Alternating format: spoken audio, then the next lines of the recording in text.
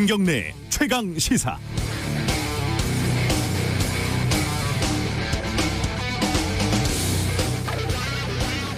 후배가 뉴스 리포트를 제작을 하는데 내용보다 조명이나 효과 이런데 지나치게 신경을 쓰면 제가 그런 말을 자주 합니다. 너 지금 예술하냐? 그렇게 얘기해도 예술단체 총연합회 이런 데서 항의하지 않습니다. 제가 말한 예술이 어떤 뜻인지 다 아니까요. 기사를 쓰는데 정부의 대책이 필요합니다. 이런 하나만한 말, 그런 문장이 들어가 있으면 제가 또 그렇게 얘기를 하죠. 이건 공자님 말씀 아니냐? 그래도 성균관 유림회에서 뭐라고 안 합니다. 스스로 바보 될 일 있겠습니까? 추미애 장관이 국회에서 소설 쓰고 있네 라고 말한 건 사건의 발단이 무엇이든 품격의 문제이고 태도의 문제일 뿐이지, 물론 저도 적절하지 않다고 생각합니다. 그런데 여기에 대놓고 소설가협회에서 공식적으로 사과를 요구했고 그게 무슨 의미가 있다고 대부분 언론에서 큰 뉴스로 다루고, 정말 코미디 같은 일이 아닐 수 없습니다. 코미디언 협회에서 또 성명을 쓰려나요? 다시 말하면 정말 부조리극의 한 장면이 아닐 수 없습니다. 이러면 공연예술노조 이런 데서 항의를 하려나요? 장애인이나 사회적 약자, 소수자 여기에 빗댄 부정적인 표현 이런 거는 쓰지 않는 게 맞죠. 하지만 모든 표현 하나하나에 이렇게 날선 반응을 보이면 사는 게 정말 우울하지 않겠습니까? 이러면 대한우울증학회에서 연락이 또 오겠네요. 7월 30일 금요일 김경래의 최강시사 시작합니다.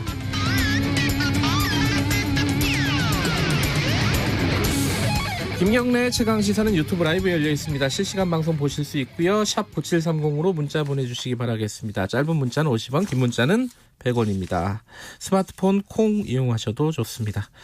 오늘 1부에서는 어제 더불어민주당 임대차 3법 통과시켰고 권력기관 개혁 방안 발표했는데 백혜련 의원과 관련된 얘기 좀 나눠보고요. 2부에서는 카운터 파트너네요.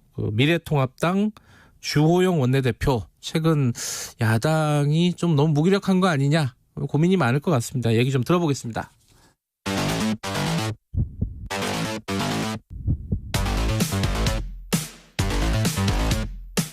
오늘 아침 가장 뜨거운 뉴스 언박싱. 네, 택배 박스를 뜯는 두근두근한 마음으로 매일매일 준비합니다. 뉴스 언박싱 고발뉴스 민동기 기자 나와 있습니다. 안녕하세요. 안녕하십니까.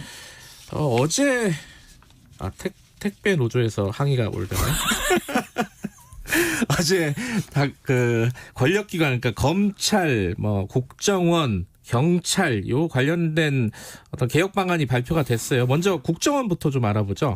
국가정보원을 대외안보정보원으로 이름을 바꾸고요. 네. 국정원의 국내 정치 관여를 엄격히 차단하기로 했습니다. 네. 그러니까 국정원의 직무 범위에서 국내 정보와 대공 수사권을 삭제를 했고, 네. 국회 정보위원회 감사원과 같은 외부적 통제를 강화했습니다.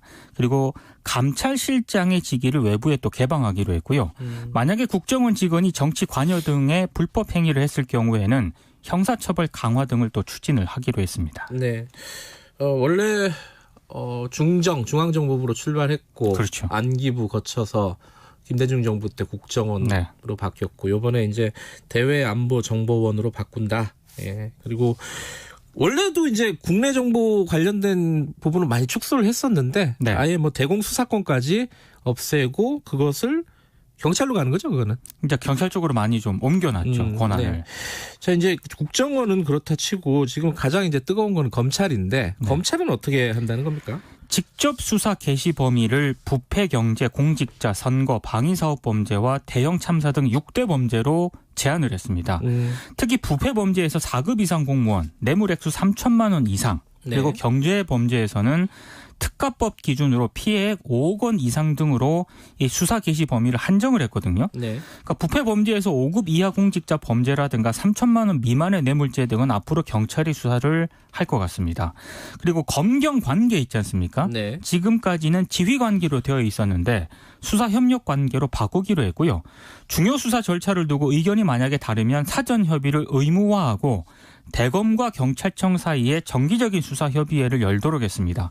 경찰의 위상은 상당히 격상이 됐습니다. 네, 검찰은 어쨌든 수사 개시를 할 수 있는 범위를 확 줄여놨다. 그렇습니다. 아마 이렇게 보면 되고 경찰은 상대적으로 권한이 많이 늘어났는데 이게 애초에 20대 국회 때는 뭐 자치경찰 얘기도 나오고 뭐 이랬는데 이런 부분들에 대한 얘기는 조금 달라진 것 같아요. 이 경찰 얘기 좀 해보죠. 그러니까 경찰 개혁안은 상대적으로 미흡하다는 그런 비판이 나오고 있습니다. 일단 국정원 대공수사권이 경찰로 넘어가게 됐고요. 네. 경찰이 1차 수사 종결권까지 사실상 가지게 됐는데도 불구하고 경찰을 견제할 수단은 좀 없는 것 아니냐라는 그런 지적이 나오고 있습니다. 네. 특히 그 정치 개입이라든가 민간인 사찰 논란을 빚었던 정보경찰 있지 않습니까? 이 정보경찰의 광범위한 활동에 대해서는 별다른 제재 방안을 마련하지 않았기 때문에 네. 이게 상당히 나중에 검찰이 아니라 경찰에 의한 정치 개입에 대한 우려가 제기가 될 수도 있다. 이런 지적이 나오고 있습니다. 정보경찰의 뭐 정치 개입이라든가 이런 문제는 과거부터 계속 지적이 됐던 그렇죠. 문제인데 여기에 네. 대한 어떤 해결책 대안은 지금 아직은 마련되지 않은 것 같다. 그게 하나가 있고 아까 제가 말씀드린 자치경찰은 어떻게 되는 거예요? 그러니까 원래는 자치경찰 조직을 신설하기로 했거든요. 근데 신설하는 게 아니라 기존 경찰관서에서 국가경찰과 자치경찰이 함께 수사하는 쪽으로 방향을 좀 틀었습니다. 이게 왜냐하면 새롭게 경찰 조직을 신설을 하게 되면 비용이 너무 많이 들고 국가경찰과 자치경찰 이원화에 따른 업무 혼선이 좀 우려가 된다. 저 잘 모르겠어요. 이거 어떻게 하겠다는 건지. 이게.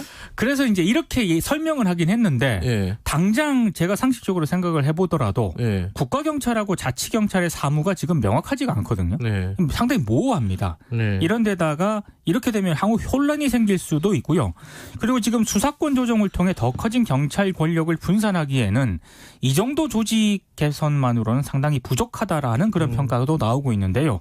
참여연대가 어제 성명을 냈거든요. 네. 그러니까 국가경찰이 담당하던 행정경찰의 기능을 자치경찰로 당장 이관을 해야 한다라고 지적을 했고 정보경찰 폐지라든가 수사 전담기관의 독립성과 같은 것에 대해서도 입장을 밝혀야 한다. 이런 논평을 내놨습니다. 뭐 많이들 한지붕 세가족이라고 얘기하는데 그렇죠. 그죠? 예.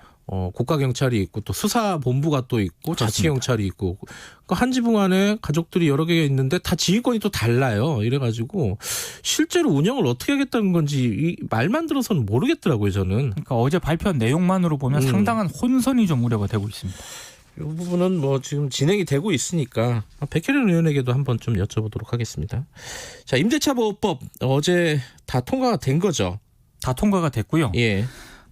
미래통합당 의원들은 표결이 시작되기 전에 본회의장을 떠났습니다. 근데 개정안이 오늘 예정된 임시국무회의에서 의결 공포가 되면 바로 효력을 지니게 됩니다. 이게 뭐 며칠 만에 그죠? 속전속결입니다. 예. 예. 일단은 뭐 그 정치적인 논란을 떠나서 이 개정안 자체가 우리의 어떤 생활에 굉장히 큰 영향을 주는 법이기 때문에 어떤 법인지 간단하게나마 정리를 해보죠. 주택 임대 기본 계약을 현행과 같은 2년으로 하되요. 네. 한 번에 한해서 임차인이 계약 연장을 요구를 하게 되면 2+2. 그렇습니다. 예. 임대인이 특정한 사유 없이 이걸 거부할 수 없도록 규정을 하고 있습니다. 근데 임대인이 계약 연장을 거부하는 것도 가능한데요. 임대인이나 그 직계 존비속이 해당 주택에 실거주해야 할 경우에는 이제 거부를 할 수가 있습니다. 그리고 임차인이 주택을 훼손하는 경우 있지 않습니까? 네. 그런 경우라거나 2번 이상 임차료를 연체할 경우 등에 해당이 되고요. 임대인이 실거주 사유로 계약 연장을 거부해 놓고 만약에 제3자에게 임대를 했다면 원세입자에게 손해를 또 배상을 해야 됩니다. 지금 이제 2+2니까 그 2년 살고 임차인이 원하면은 2년을 추가로 계약을 할 수 있다. 근데 거기는 5% 이내로 올려야 된다는 그렇습니다. 거잖아요. 그러면은 이제 걱정들이 그럼 4년 뒤에 확 올릴 거 아니냐. 뭐 이거잖아요. 그죠? 이제 그 문제가 제기가 되고 있습니다. 네. 이게 왜냐하면 이제 임대인이 새 임차인과 새롭게 계약을 할 때요. 네. 그때는 상한 규제와 관계없이 임대료를 인상할 수가 있거든요. 네. 그러니까 이렇게 되면은 4년 단위로 임대료가 폭증할 것이다라는 우려가 나오고 있는데 이걸 더불어민주당에서도 방지하기 위해서 표준 임대료 제도 도입 등을 포함해서 원래는 임대차 5법을 추진을 하려고 했었는데 네. 이번에는 빠졌거든요. 그래서 상당히 좀 이 부분에 대해서는 나중에 좀 논란이 좀 제기가 될 수도 있습니다. 예전에 이제 1년에서 2년으로 늘어날 때요. 네. 그때도 아마 혼란이 이렇게 컸을 있었죠. 거예요. 컸는데 그게 이제 일시적인 혼란인 것이냐 네. 아니면 계속 장기적으로 4년마다 이렇게 올라가는 크게 올라가는 거를 세입자들이 좀 불안해 계속 해야 되는 것이냐. 네. 요거에 대한 어떤 뭐랄까 좀 봐야 되는데 시뮬레이션을 돌려보겠죠 지금. 그렇습니다. 그렇죠? 예. 예. 일단 내용은 그렇고 정치적으로는 일단 이게 야당이 속수무책이죠. 이게 뭐라 할 수가 있는 게 없는데 장외투쟁이라도 해야 되느냐 이게 뭐 이번 주에 계속 나왔던 말 아닙니까? 이게 어제 약간 정리는 됐어요. 접기로 했습니다. 예. 어제 미래통합당의 의원총회를 열었는데요. 김종인 그 비대위원장이 이런 얘기를 했습니다. 네. 국민이 옛날하고는 완전히 달라졌기 때문에 무조건 의원들이 밖으로 뛰어나가서 장외투쟁을 한다는 것 자체가 네. 능사가 아니다. 아직 그럴 단계는 아니라고 본다 이런 얘기를 했는데요. 네. 근데 지금 주호영 원내대표가 우리는 장외투쟁을 좋아하지는 않지만 가능성을 닫지도 않을 것이다. 이런 얘기를 했습니다. 그러니까 상황에 따라서 언제든지 장외투쟁 카드를 내밀 수 있다. 이렇게 여지를 남긴 것으로 보입니다. 2부에서 주호영 원내대표 만나니까 그때 자세히 좀 물어보도록 하겠습니다. 네. 어제 통계 결과가 하나 나온 게 통계청에서 나온 게 있는데 한국인들이 가장 행복할 때? 이게 언제라고 나온 거죠? 언제가 제일 행복한 겁니까? 그러니까 통계청이 2019년 생활시간 조사 결과를 네. 발표를 했는데요. 잠을 얼마나 많이 자느냐. 이런 통계에 관한 겁니다. 예. 근데 재미있는 건 가장 기분이 좋은 행위를 묻는 그 문항이 있었거든요. 네. 식사하기, 대면 교제, 실시간 방송 시청 이런 순으로 나타났다고 합니다. 밥 먹는 게 제일 즐겁군요, 역시. 굉장히 소박한 것에 대해서 한국인들이 너무 기분을 좋아한다고 하니까요. 어찌 보면 좀 씁쓸하기도 하더라고요. 근데 먹는 게 제일 즐거워요. 이만한 게 없죠. 네, 여기까지 듣겠습니다.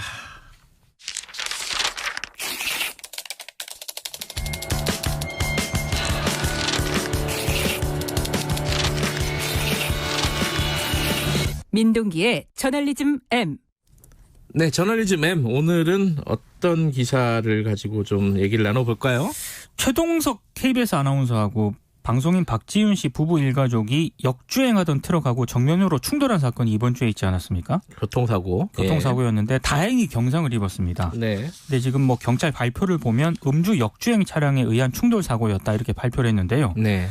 엄청나게 기사가 쏟아졌거든요. 근데 어처구니 없는 기사가 너무나 많아서 어처구니 없는 기사. 오늘은 어처구니 없는 보도 4가지를 정리를 해봤습니다. 사실 이제 단순 교통사고인데 음주 교통사고죠. 네. 근데 이게 기사가 많이 나온 건 유명 인사들이니까 그죠? 그렇긴 한데 어쨌든 여기에 대한 어처구니 없는 기사가 많이 나왔다. 4가지. 밑에서부터 볼까요? 제일 덜 어처구니 없는 거? 4위인데요. 예. 세계일보가 7월 28일자에 보도한 기사인데 제목이 최동석 박지윤 타고 있던 볼보는 안전의 대명사 이런 제목의 기사입니다. 제가 저도 많이 봤습니다 이거. 네, 세계일보 기사를 가져오긴 했습니다만 비슷한 제목의 거의 많이 썼어요. 기사가 굉장히 많았는데요. 초반에 사고 소식을 전한 다음에 중반 이후부터는 이들 부부가 찾던 차량에 대한 자세한 설명이 이어지고요. 안전의 대명사. 이 해당 차량이 부부를 구했나 이런 수식어도 함께 붙습니다. 네. 그리고 기사 마지막 부분은 국내 연예인들도 이 차를 상당히 많이 타고 있다. 이런 부분을 소개를 하면서 연예인들 실명을 또 하나하나 거론을 하고 있습니다. 저는 생략을 하겠습니다. 별로 궁금하진 않아요. 자, 3위는 어떻습니까? 더 팩트라는 매체에서 7월 29일자에 보도한 기사인데요. 네. 최동석 박지윤 중상 막아준 해당 차량이 예. 중국차 인식을 날릴 기회가 될까 이런 제목의 기사인데요. 사실 이 해당 차량은 메이드 바이 스웨덴으로 많이 알려져 있는. 볼보가 스웨덴 회사 아닌가요? 저도 그렇게 알고 있었는데 중국의 지리 자동차가 2010년에 승용차 부분 지분을 100% 인수를 했다고 합니다.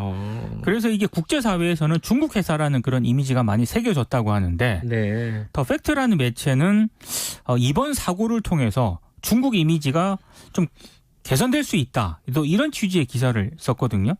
이게 뭐가 문제인지도 모르겠고 이게 중요한지도 잘 모르겠습니다만 기자가 그렇게 되고 싶은 모양이죠. 교통사고 기사인데 자동차 광고 기사를 사실상 쓰는 게 이게 온당한지는 좀 모르겠습니다. 예. 이게 교통사고의 그 특정 회사 차량의 안전성 이런 게 얽히면서 기사가 그쪽으로 좀 많이 옮겨갔어요. 그래서 광고형 기사가 돼버리는 결과적으로. 네. 2위도 비슷한 건가요? 중앙일보 7월 28일자 기사인데요. 네. 종이차처럼 구겨졌는데 해당 차량이 박지윤 최동석 부부 살렸다. 이런 제목의 기사인데 여러 가지 기사 구성은 비슷한데요.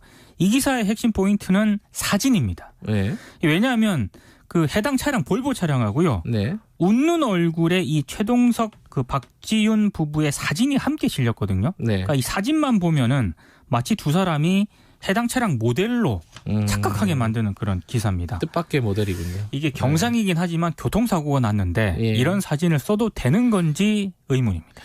1위는 뭡니까? 어제 시사뉴스라는 매체가 보도한 기사인데요. 네. 이쯤 되면 박지윤 최동석 모델로. 네. 아, 이건 또 뭐죠? 그러니까 신형 모델이 나왔는데 예. 사전 계약 1000대 돌파 신기록을 세웠다 이런 기사거든요. 네. 근데 이 기사는 구성이 약간 다릅니다. 신형 자동차에 대한 자세한 소개를 한 다음에 사고 소식은 후반부에 배치를 하는데 네.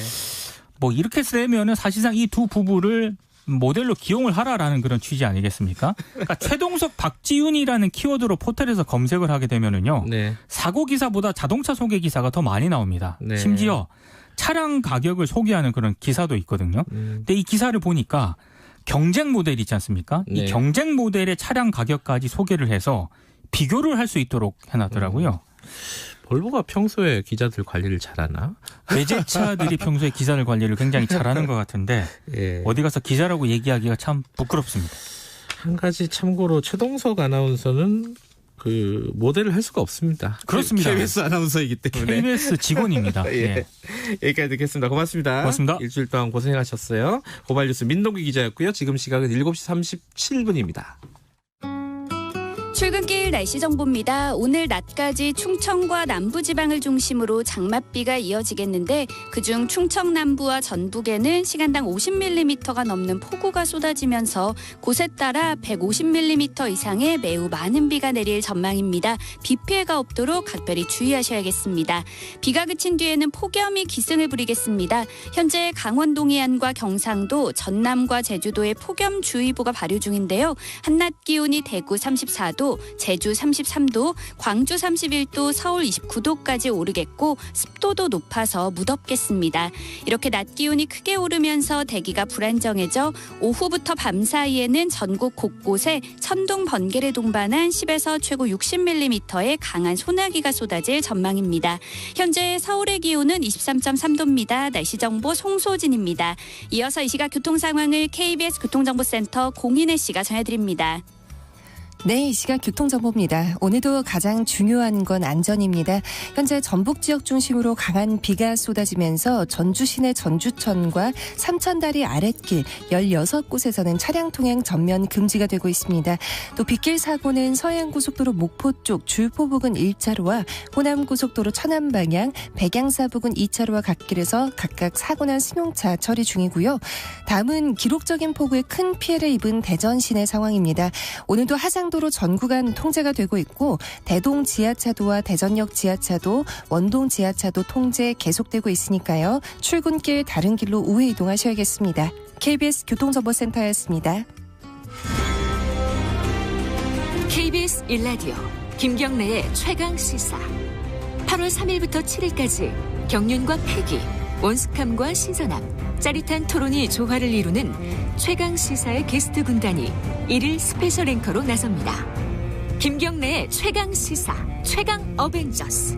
3일 홍익표 의원, 4일 윤영석 의원, 5일 김남국 의원, 6일 이준석 전 최고위원, 7일 KBS 김양순 기자.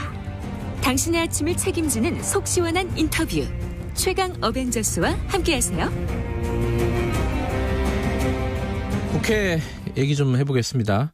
더불어민주당이 어제 본회의에서 임대차 3법을 모두 통과시켰습니다. 통합당은 반발을 하고 있고요. 그리고 검찰이나 국정원 관련된 개혁안도 또 새로 내놨죠. 관련 소식 더불어민주당 백혜련 의원과 얘기 좀 나눠보겠습니다. 의원님 나와 계시죠? 안녕하세요. 네, 안녕하세요. 네, 어제 통과가 됐는데 이게 며칠 안 걸렸어요. 진짜 속전속결이다. 뭐 다들 이렇게 표현을 하고 있는데 조금 부담스럽지 않으십니까? 지금 상황? 조금 우리 더불어민주당 중심으로 통과된 것이 좀 부담스러운 면은 있는데요. 예. 그러나 이제 시기가 시기이고 지금 네.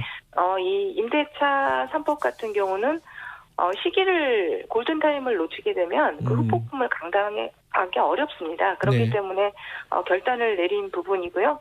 그것이 시장에서 효과를 발휘한다면 충분히 저희가 감당할 수 있을 것이라고 생각합니다. 네. 이제 임대차 3법이라고 불리는 게 그냥 뭐 쉽게 말하면은 2년 계약하던 걸 4년까지 살 수 있는 거고 세입자 같은 경우에 올리는 것도 5% 이내로 올리겠다 뭐 이런 건데 이것 때문에 지금 전세값이 많이 오르고 있다 이런 게 있어요. 여기에 대한 대책이 좀 있습니까? 근데요. 네. 지금 이게 존속 중인 지금 현재 계약이 있는 전월세에도 바로 즉각 적용되기 때문에요. 네. 그 후폭풍이 그렇게 크지는 않을 것이라고 생각합니다. 그리고 예전에도 보면요. 네. 89년에 전세 의무 기간을 1년에서 2년으로 그랬죠. 올리는 예. 주택 임대차 보호법 개정이 있었거든요. 네. 그때도 일시적으로 4개월간의 임대료가 19% 올랐었습니다. 어허. 예. 네. 그런데 바로 그 이후에 시장이 안정적으로 진행이 됐었거든요. 그런데 그때는 존속 중인 계약에도 적용되지 않았어요. 그래서 더 후폭풍이 컸던 반해서 네. 이번에는 존속 중인 계약에도 바로 적용되고 또 국무회에서 바로 의결을 해서 네. 오늘부터 바로 시행되는 거 아닙니까? 네. 그렇기 때문에 일시적인 출렁거림이 있었을지 모르겠지만 네. 바로 안정될 수 있는 상황이 아닌가 그렇게 봅니다. 그 일부에서는 그런 우려를 해요. 2년 플러스 2년, 4년 동안 보장해 주는 건 좋은데 그 4년마다 한 번씩 크게 올릴 거 아니냐. 요 우려에 대해서는 뭐 좀 대안이 있습니까?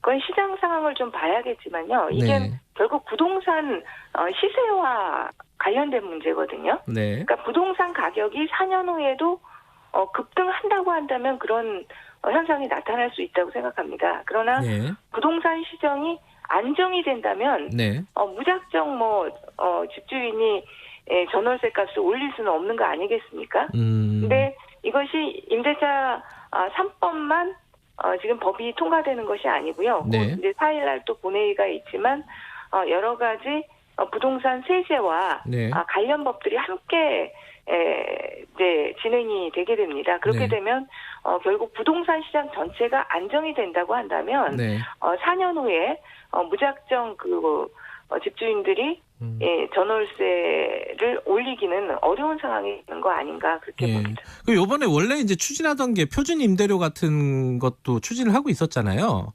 그게 네. 빠진 이유는 뭐 특별히 있나요?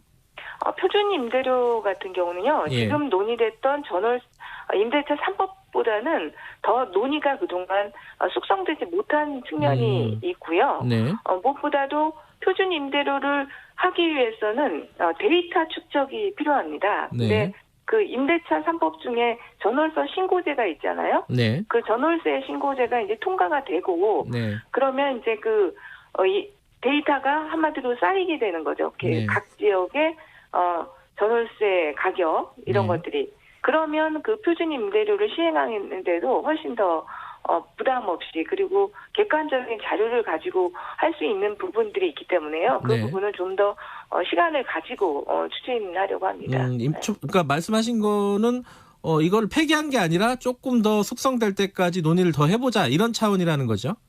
네, 그렇습니다. 이미 법안들은 나와 있기 때문에요. 네네. 추가적으로 더 논의가 되지 않을까 이렇게 생각합니다. 네. 당장 뭐 이렇게 어떤 시기나 이런 것들을 정해놓은 건 없는 거고요. 네, 그것에 대해서 아직 구체적으로 정하지는 않았고요. 네. 먼저 임대차 3법 시행을 하고 네. 그 경과를 보면서 같이 논의를 해야 되지 않을까 그렇게 봐요. 예. 지금 이제 야당이 사실상 뭐 표결 자체를 거부를 했지 않습니까? 그리고 강하게 반발하고 있고 전면 투쟁하겠다 뭐 이런 반응들을 보이고 있는데 여기에 대해서는 뭐 여당 입장은 어떻습니까? 근데 이 주택 임대차 보호법만 두고 보면요. 네. 진짜 그동안 10수년간 계속 논의가 되고 지금 토론도 정말 많이 했습니다. 예. 20대 국회 때도 저도 그때도 그때 20대 국회 때도 제가 법안을 발의했었고 네. 했었는데 일소에서 결국 통과가 되지 못했는데요. 네. 근데 어쨌든 지금 제가 미통당 의원님들한테도 그래서 결국 이 법안들에 대해서 반대하는 거냐 그러면 또 말을 정확하게 하지 않으세요. 네. 그러니까 이건 결국 민생의 문제이고 지금 정파적 이해관계를 앞세울 문제는 아니라고 보거든요. 네. 그래서 결국은 또 그렇다고 지금 장외투쟁 문제도 논의는 하셨지만 안 하시는 걸로 된 것 같고요. 그래서 조만간에 또 다시 정기국회 시즌이 들어오고 여야 간에 협력할 수밖에 없기 때문에 네. 국회로 다시 들어와서 함께 하시자고 말씀드리겠습니다. 예. 지금 어제 부동산 법안 통과도 있었고 검찰과 관련된 그 개혁안도 또 나왔습니다. 그런데 그거 보니까 국정원은 일단은 국내 정치 이런 것들에 대해서 완전히 손을 떼겠다. 대공수사는 경찰에 넘기겠다 이런 건데 검찰 같은 경우도 직접 수사 범위를 확 줄여버렸어요.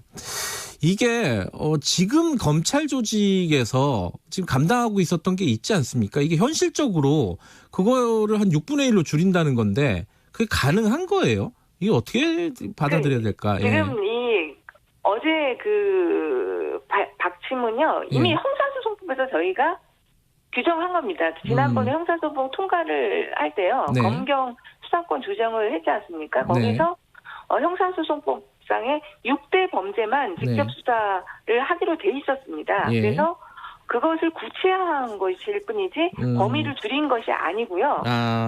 네, 그걸 먼저 정확하게 범위를 줄인 것이 아닙니다. 예. 그러니까 직접 수사를 할 수 있었던 6개의 범죄에 대해서 네. 구체적으로 그러면 그 범죄 중에서도 어떤 부분들을 할 것인가 네. 그것을 한정한 부분이었죠. 예.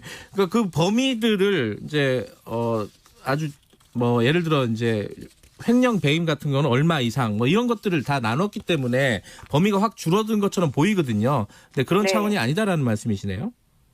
그러니까 그때 당시도 그 범죄 부패 범죄, 네. 경제 범죄 이런 거 있지 않습니까? 그리고 그것을 구체적으로 범위를 제한하는 것은 네. 나중에 그 령으로 하겠다고 그 형사소송법에 돼 있는 거예요. 네. 그래서 그것을 구체화한 거죠. 근데 지금 이제 경찰한테 상당 부분 이제 수사를 넘기는 거잖아요.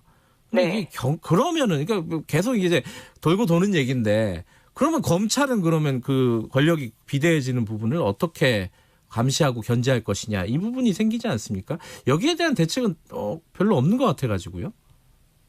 그때 그 형사소송법을 개정할 때 네.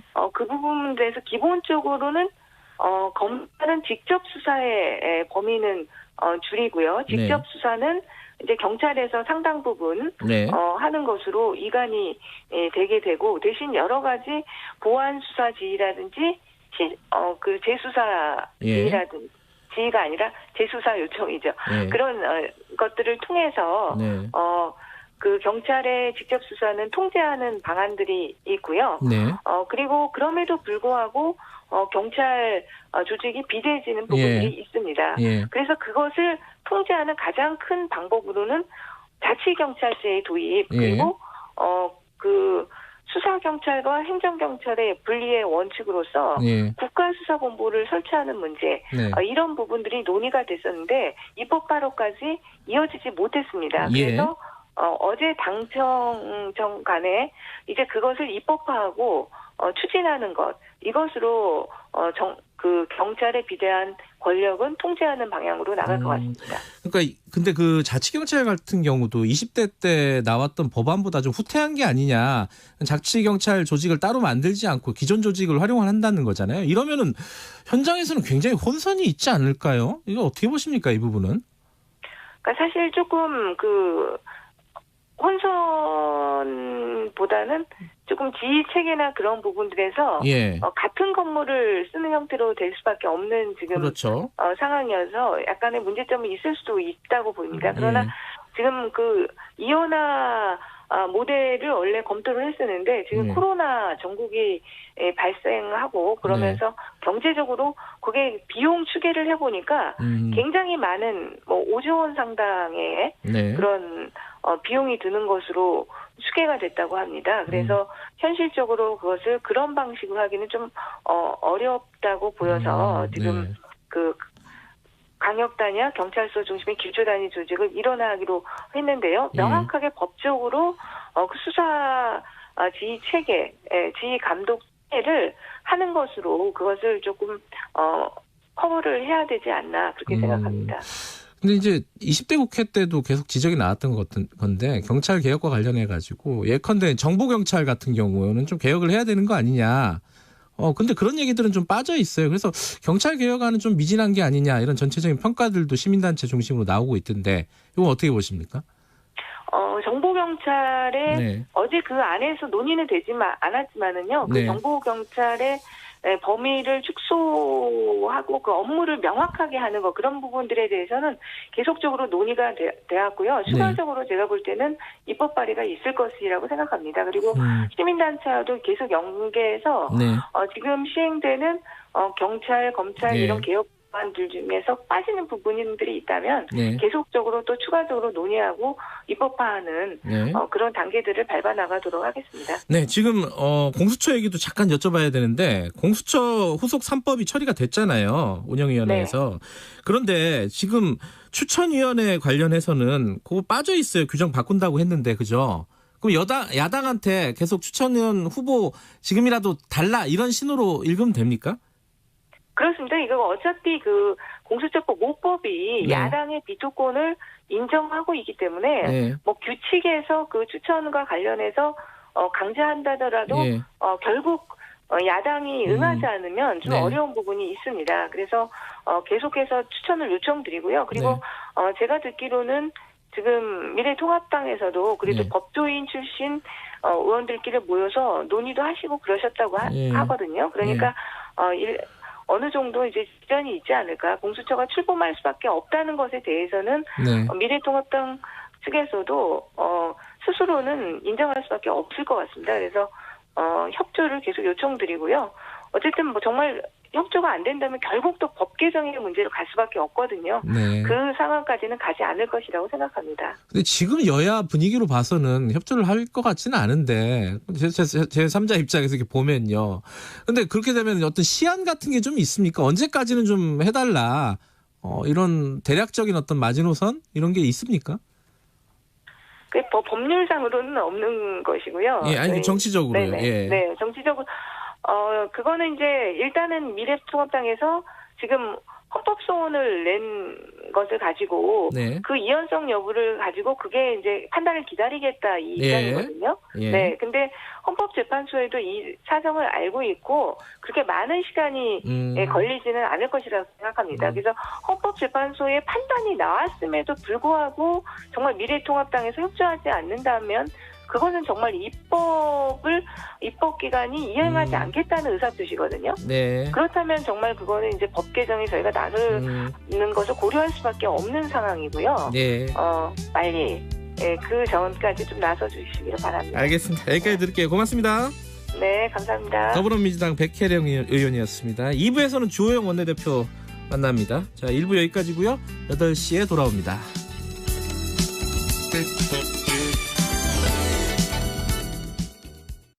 시원해. 엄마, 에어컨은 왜 시원해요? 그건 냉매라는 물질 덕분이야. 그럼 냉장고는 왜 차가워요? 그것도 냉매 덕분이지. 하지만 공기로 새 나가면 지구를 아프게 하는 온실가스가 된대요. 냉매 관리 잘하면 여름이 시원? 시원해. 냉매 관리 잘하면 음식이 신선해. 냉매 관리 잘하면 시원하고 신선해. 우리 모두 냉매 관리합시다. 냉매 관리는 기후변화 대응 정책과 함께합니다. 우리 모두 냉매 관리 잘해요. 환경부 한국환경공단. 안녕하세요. 대한치과교정학회 회장 김경호입니다. 만 7살. 7살은 학교 생활을 시작하는 사회적 발전의 시기이면서도 얼굴과 턱의 성장, 치열의 발육에서도 중요한 때입니다. 이때 적절한 조기 교정 치료는 더 큰 부정교합을 예방하고 성인이 된 후 턱수술을 피하는 대비책이 됩니다. 7살 우리 아이, 치과 교정의사와의 첫 만남이 필요한 때입니다. 교정학회 홈페이지에서 가까운 교정의사를 찾아보세요. 이 캠페인은 대한치과 교정학회와 함께합니다. 말 같은 말.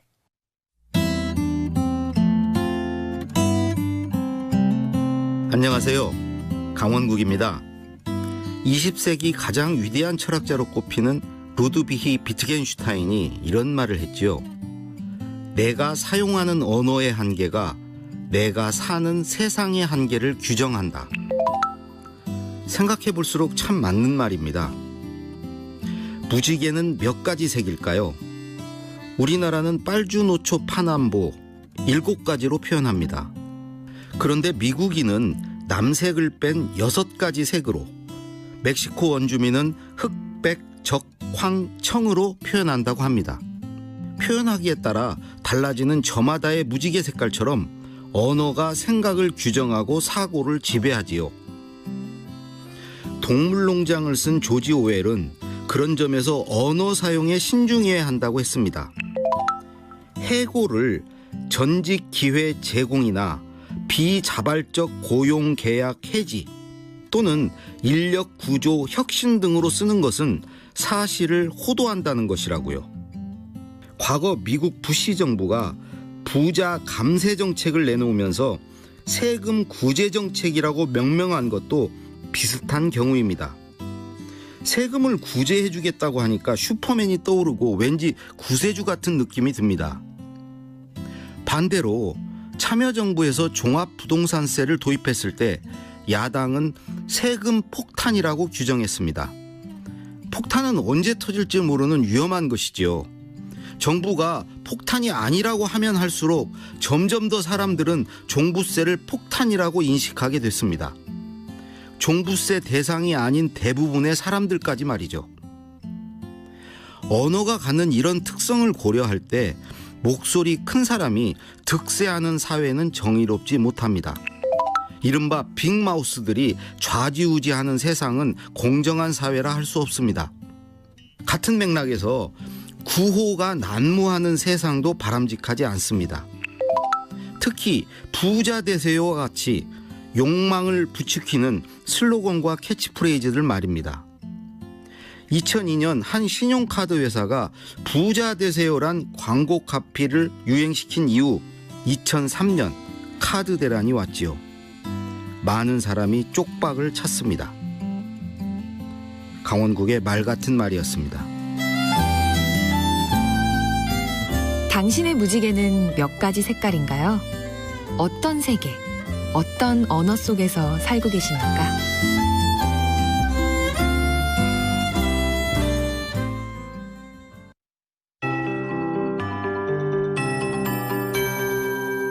KBS 58분 날씨. 지금 비는 전북과 경남 지역을 중심으로 오고 있고 충청도와 경북으로 차츰 확대되겠습니다. 현재 충청 남부와 전북 전 지역, 경남 서부 내륙과 전남 동부에 호우주의보가 발효 중이고요. 특히 전주와 부여, 함양에는 시간당 10mm 안팎의 다소 강한 비가 오고 있습니다. 충청과 남부지방의 비는 낮까지 이어지겠고 비구름이 차츰 강하게 발달하면서 충청 남부와 전북을 중심으로 천둥, 번개를 동반해 매우 강하고 많은 비가 쏟아질 전망입니다. 예상 강수량이 충청 남부와 전북 지역은 50에서 많은 곳은 150mm 이상이 되겠고 충청 북부와 전남 북부, 경남 서부 내륙은 30에서 80mm, 전남 남부와 경남, 경북 동해안은 5에서 30mm가 되겠습니다. 이 비는 낮에 대부분 그치겠지만 오늘 낮 기온이 크게 오르면서 대기가 불안정해져 오후에서 밤 사이에 전국 곳곳에는 강한 소나기가 쏟아지겠습니다. 소나기의 양은 10에서 최고 60mm가 되겠습니다. 한편 지금 강원 동해안과 경상도, 전남과 제주도에는 폭염주의보가 발효 중입니다. 오늘 한낮 기온이 대구 34도, 제주 33도, 광주 31도, 서울 29도까지 올라 무더울 전망입니다. 현재 서울의 기온은 24.1도입니다. 송소진입니다.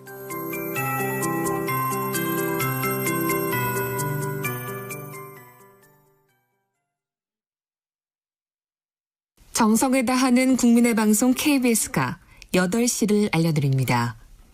AM 711kHz, FM 97.3MHz, KBS 1라디오입니다. HLKA.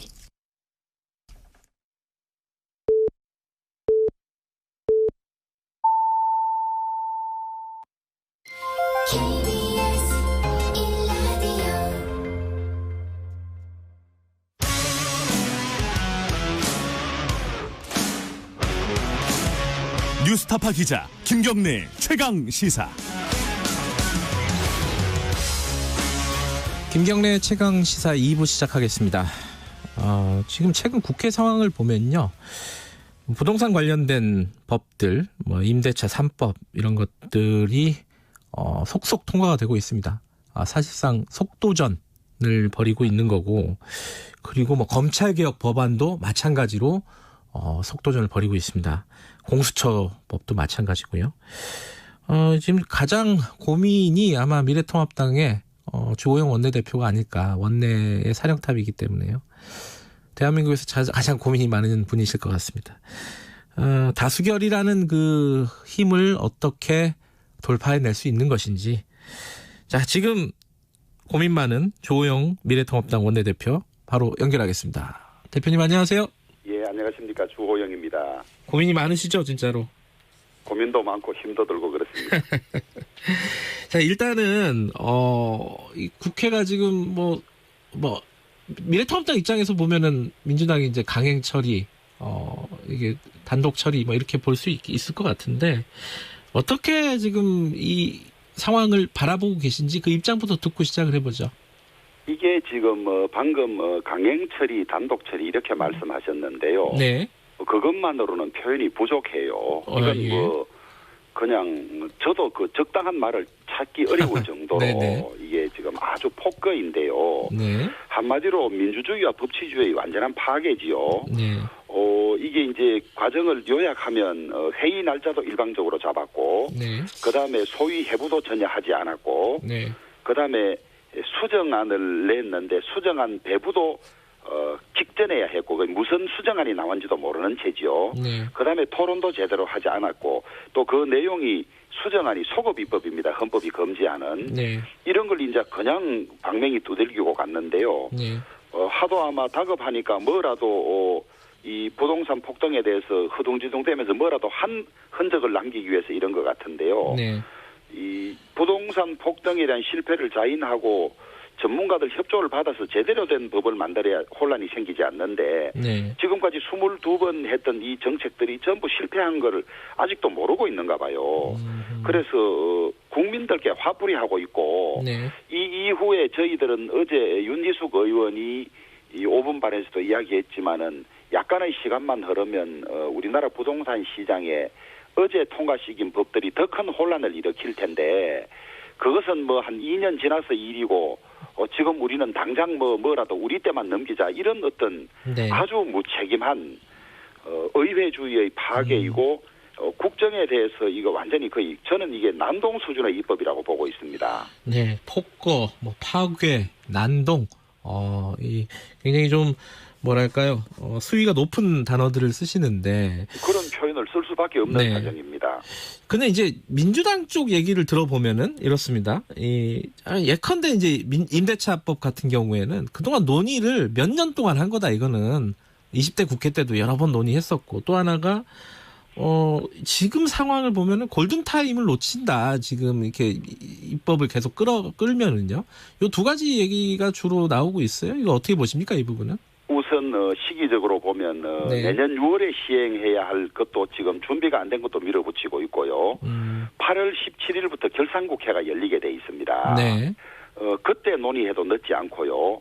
이게 또 정급하다면 8월 4일 이후에 임시국회를 더 열어서 논의해도 되는 것인데, 이런 중요한 국정을 애들 마치 장난하듯이 장난감 놀이하듯이 이렇게 한 것이 문제고요. 네. 내용에 들어가서 보면요. 네. 2년에서 2년을 더 늘리고 5% 이상 못 올리도록 하는 이 내용이 주를 이루고 있는데요. 네.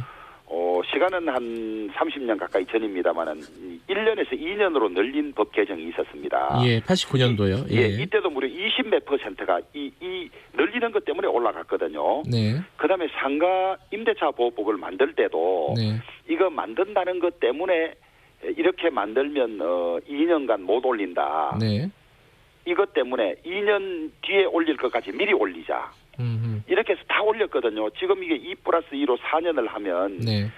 후반기 2년도 5%밖에 못 올리니까 네. 미리 지금 올려서 받자. 이래서 이 법을 안 만들면 올라는 가겠지만은 시장 원리 정도에 따라서 올라가는데 이 인위적인 이 법을 만들므로써 자연스럽게 4년 뒤까지 올라갈 걸 땡겨서 다 올리는 걸 이미 두 번 경험을 했거든요.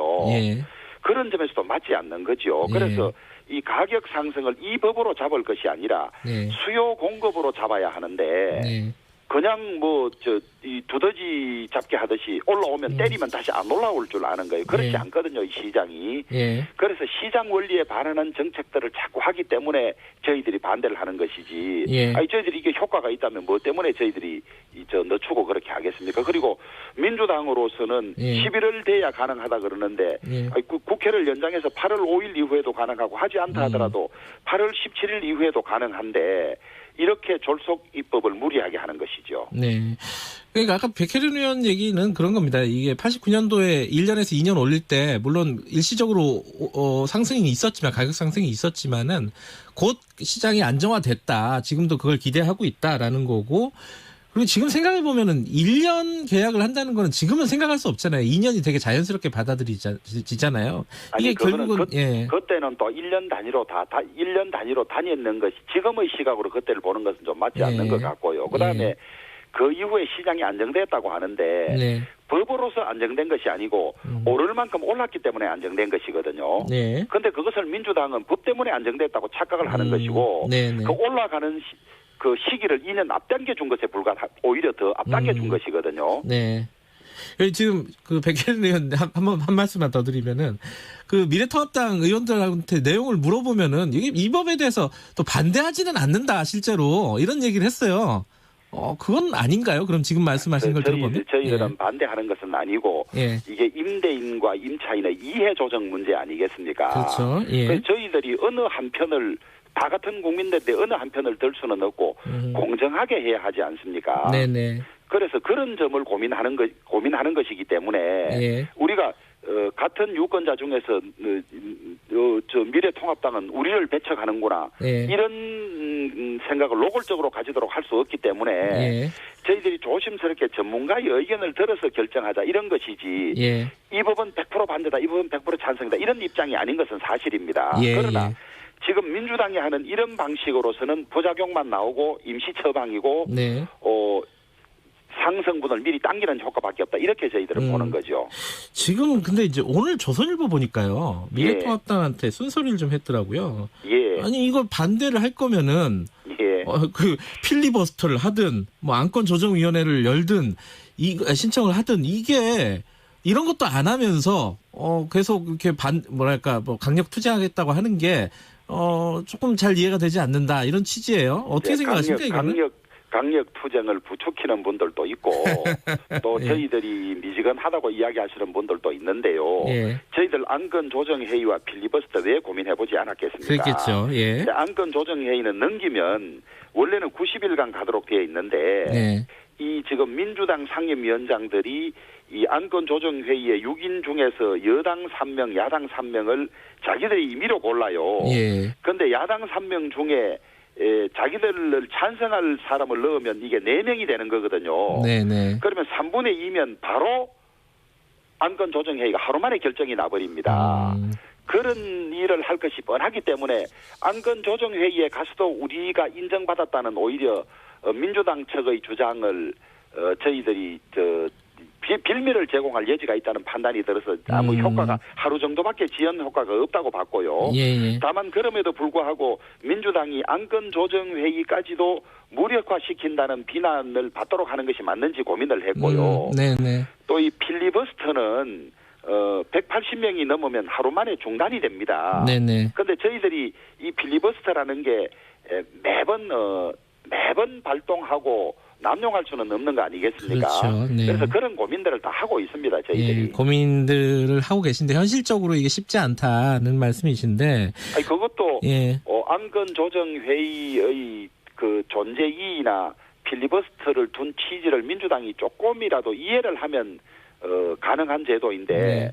뭐 국회법 조항기구 취지고 지난번 그 패스트 트랙 때 필리버스터 막는 거 봤지 않습니까? 네. 그 원래 필리버스터는 중간에 화장실 가면 안 되는데도 화장실도 가게 하고 여야 교대로 하는 필리버스터는 저는 세상에 처음 구경했거든요. 예. 반대하는 소수에게 보장된 것이 필리버스터인데 그런 것도 무력하는 이건 뭐 필요할 때는 자기들은 법을 앞세우고 법이 자기들에게 거추장스러울 때는 가볍게 무시하고 가는 이런 형태에 있어서는 그런 것이 제대로 기능을 할 수가 없습니다. 예. 뭐 관련해서요. 어제 그제 이제 미래통합당 의총도 했었고 장외투쟁 얘기도 많이 나왔을 건데 김정인 위원장은 일단은 장외투쟁에 부정적인 입장을 밝혔어요. 조영 의원께서는 좀 열어두고 계신 것 같은데 어떻게 생각하십니까 이거는? 그 큰 차이는 없어요. 표현을 어떻게 하느냐의 차이인데요. 예. 저희들은 숫자적으로 워낙 열세이고 민주당이 워낙 저렇게 무도하게 하고 있기 때문에 네. 국회에서 사실은 밀어붙이면 방법은 없지만은 네. 그래도 국민들이 저희들을 뽑아준 취지라든지 이 의회 민주주의 취지에 비추어 볼 때 네. 국회에서 최선을 다하는 것이 가장 원칙이다 이런 입장은 버리지 않고 있습니다. 네. 다만 일부 의원들 중에서 민주당이 저렇게 밀어붙이고 막무가내로 하는데 이거 국회에서 이래 있는 것이 무슨 의미가 있느냐. 네. 장내외 투쟁을 병행해야 되는 것 아니냐. 병행. 예. 예, 이렇게 말씀하시는 분도 있습니다만은 예.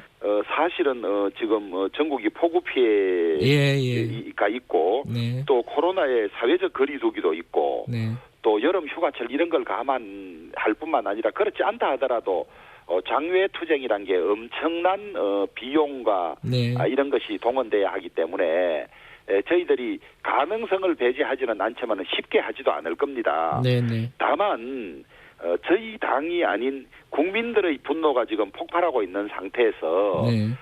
나라가 네 거냐 네. 혹은 신발 던지기까지 하고 있는 이런 국민들 저항이 저희들은 지금 시작되고 있다고 보고 있거든요. 네. 그런 국민들 저항이 시작되고 저희들이 상황을 봐서 도저히 원내에서는 방법이 없다고 할 때는 저희들 그런 방법도 고민은 하되 예. 다만 예전처럼 광장에 많은 사람을 모아서 일방적인 연설을 하고 이런 방식보다는 SNS라든지 네. 혹은 이 지역별로 전국 순회라든지 네. 뭐 여러 가지 방법들을 지금 고민하고 있습니다.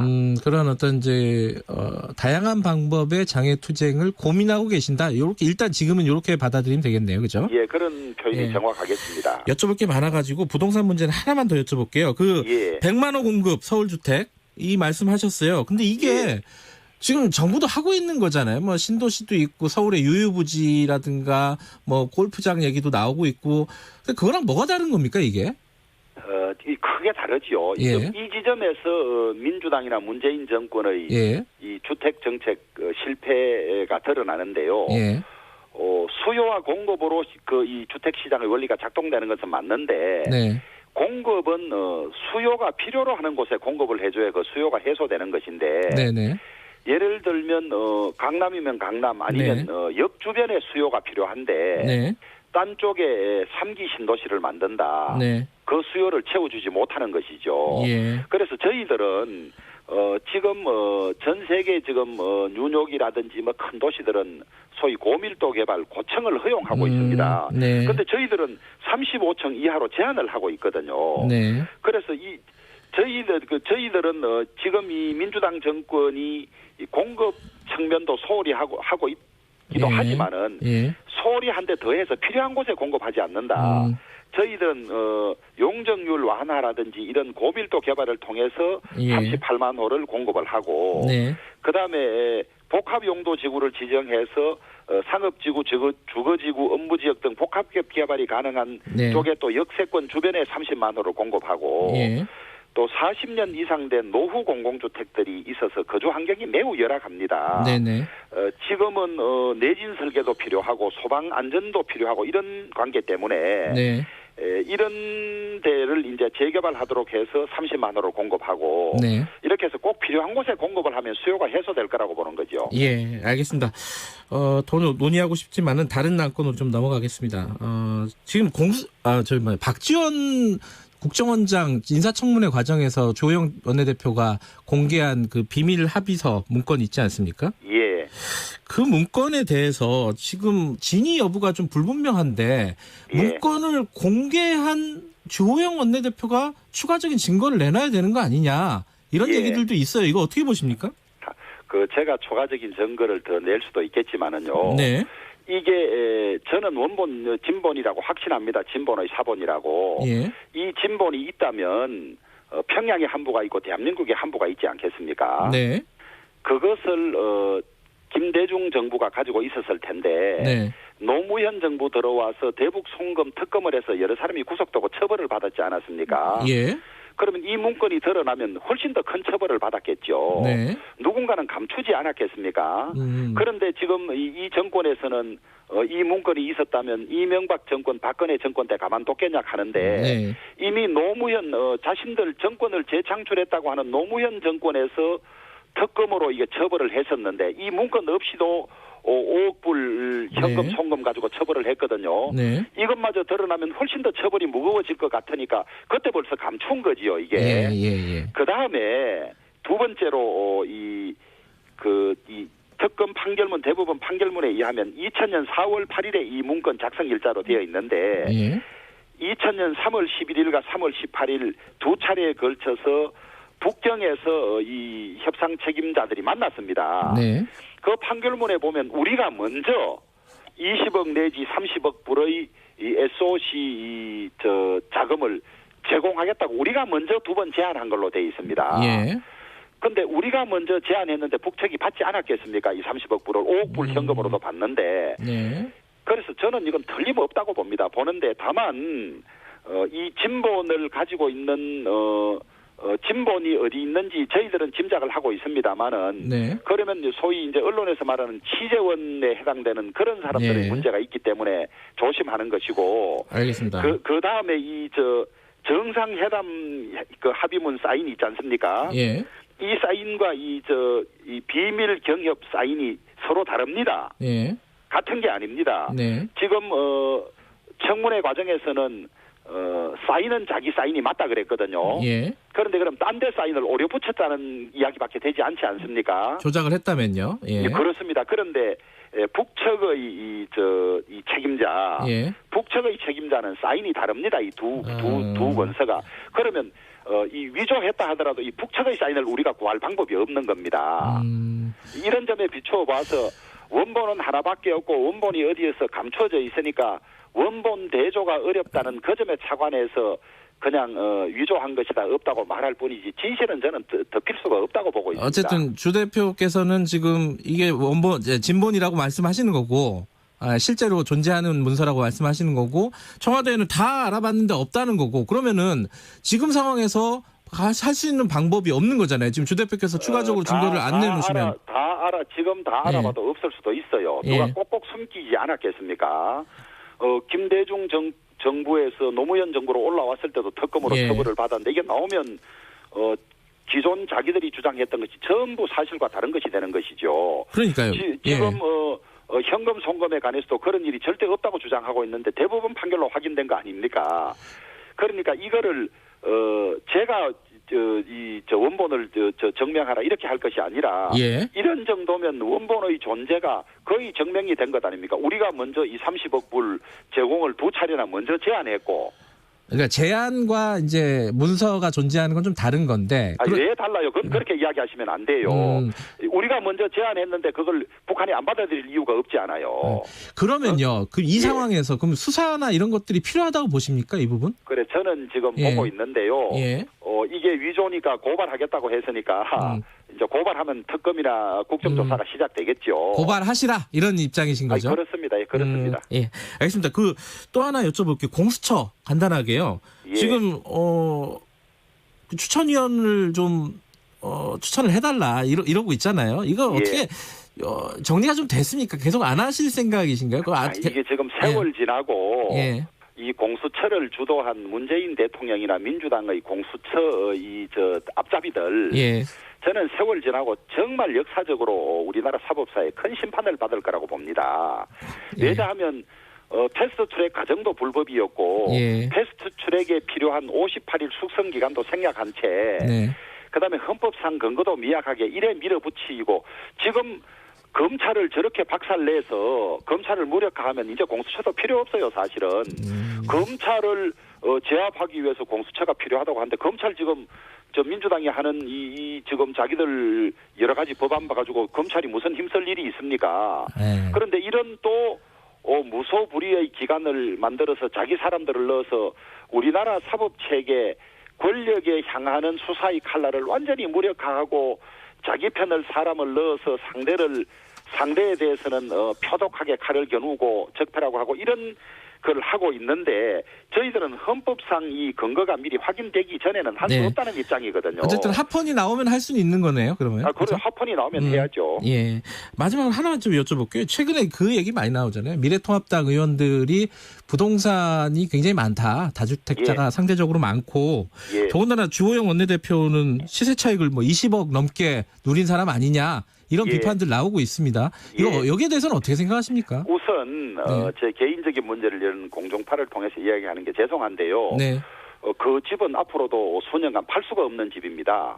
그리고 민주당 정권이 잘못해서 1, 2년 사이에 이렇게 가격이 올라갔고요. 네네. 이 민주당에 대해서 민주당이나 문재인 정권에 대해서 제가 고맙다고 해야 될지 참 우픈 사정인데요. 네. 주진형이라는 열린민주당 최고위원이 있습니다. 있죠. 예. 경제 전문가신데요. 네. 어제 저 페이스북인가 어디에 글을 올렸지 않습니까? 네. 왜 6년 전의 일을 가지고 이렇게 참 책임을 전가하느냐. 이 정권 들어와서 1, 2년 사이에 부동산 가격이 급등했는데 네. 심지어 같은 진영 같은 지금 행보를 보유한 그 측에서도 이 책임 전가가 너무 심하다라고 주장하고 있지 않습니까? 네. 이건 뭐 자기들 지금 정권에서 부동산 가격이 이렇게 폭등한 책임을 찌질하게 제 이름으로 돌리고 있는데 그렇게 시세 차익이 난 것도 아니고 팔 수도 없고 예. 자기들 잘못으로 이래 올라간 거예요. 알겠습니다. 민주당 책임이다 이런 말씀이시네요, 그죠? 아니 민주당은 예. 대원군이 경복궁을 재건해서 값 올라갔다고 왜 이야기 안 하는지 모르겠어요. 알겠습니다. 여기까지 듣겠습니다. 고맙습니다. 예. 미래통합당 주호영 원내대표였습니다. 공정하고 깊이 있게 오늘 하루 이슈의 중심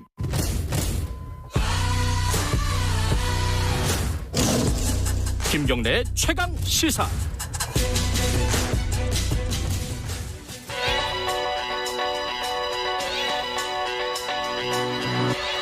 최강 시사 윤태곤의 눈. 네, 윤태곤의 눈 의제와 전략그룹 더모아의 윤태곤 정치분석실장 나와 계십니다. 안녕하세요. 네, 안녕하세요. 어제 대선 주자 지지율 1, 2위 후보가 만났습니다. 그렇죠. 여당 당대표 후보하고 여당 소속 경기도지사 만나기 이상한 거 아니죠. 김부겸 당대표 후보하고 이재명 지사도 얼마 전에 만났는데 그러니까 근데 어제 만남이 주목받는 건 차기 지지도 1, 2위끼리 본 거니까요. 네.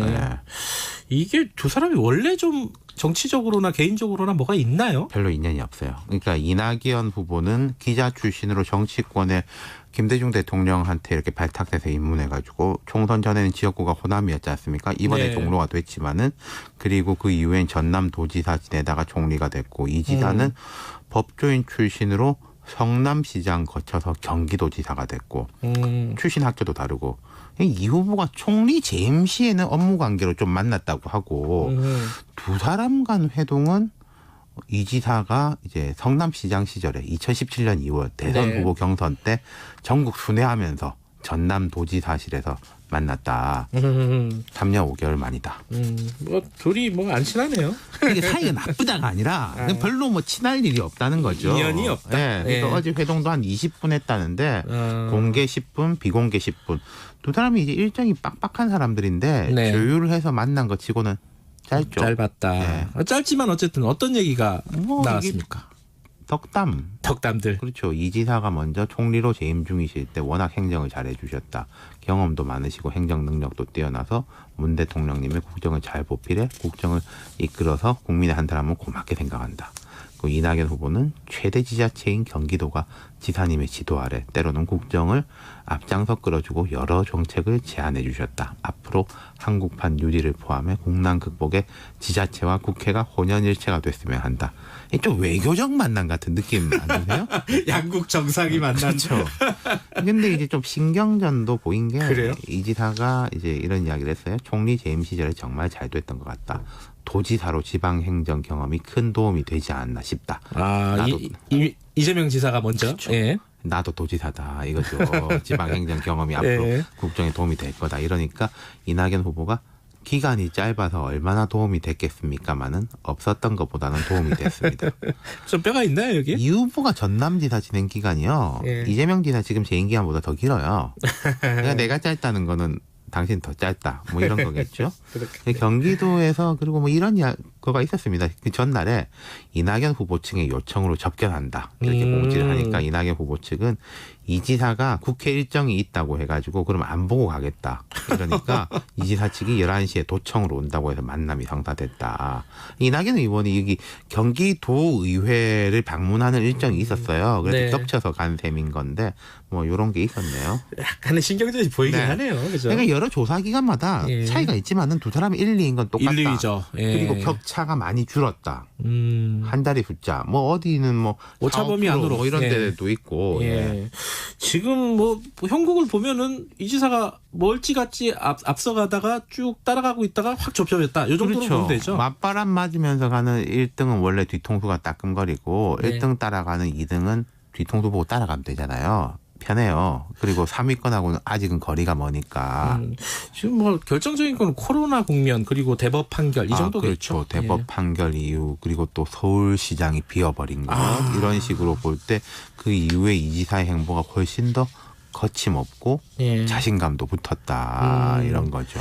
이낙연 후보는 요새 이런 부분에 대해서는 어떻게 얘기들 합니까? 이 후보는 워낙 이제 엄중하신 분이니까 어제도 이런 뭐 기자들이 물어볼 거 아니겠습니까? 예. 지지율 많이 좁혀졌던데 이런 데 대해 가지고는 여러 차례 말씀드린 바 있다. 민심은 움직이는 것이고 그런 일이 앞으로도 많이 있을 것이다. 이렇게 했어요.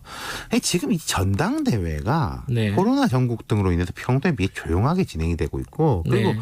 과거에 뭐 박지원, 문재인 이런 분들 이제 경쟁할 때 세게 붙었었거든요. 근데 지금 솔직히 이낙연, 김부겸, 박주민 뭐 서로 좋은 분이다.